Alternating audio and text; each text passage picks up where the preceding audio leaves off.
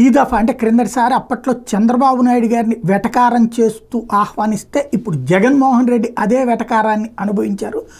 తను అసెంబ్లీలోకి అడుగు పెడుతున్నటువంటి సందర్భంలో అక్కడ అమరావతి ప్రాంతానికి సంబంధించినటువంటి కొంతమంది, అట్లాగే తెలుగుదేశం పార్టీకి సంబంధించిన కార్యకర్తలు కొంతమంది వెటకారంగా జగన్ మావయ్య జగన్ మావయ్య అంటూ అసెంబ్లీ ప్రాంగణంలో కేకలు వేస్తూ, ఆయన సాధారణంగా కొంతమంది పిల్లలు స్టూడెంట్స్ వీళ్ళందరూ కూడా జగన్ మావయ్య అని మాట్లాడుతుంటారు కాబట్టి అది వెటకారం చేస్తూ జగన్ మావయ్య అంటూ వెటకారంతో పిలుస్తుండగా సభలోకి అడుగుపెట్టారు.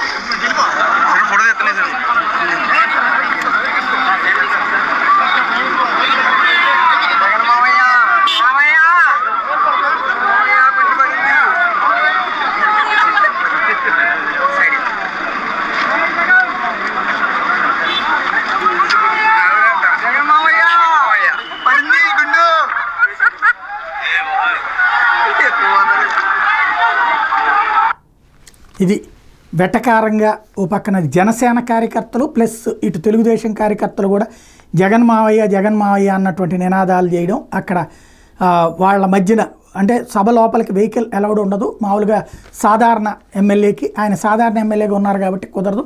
కానీ చంద్రబాబు గారితో చెప్పినప్పుడు అనుమతించమని చెప్పడం, ఆ సందర్భంలో జరిగినటువంటి పరిణామం ఇది.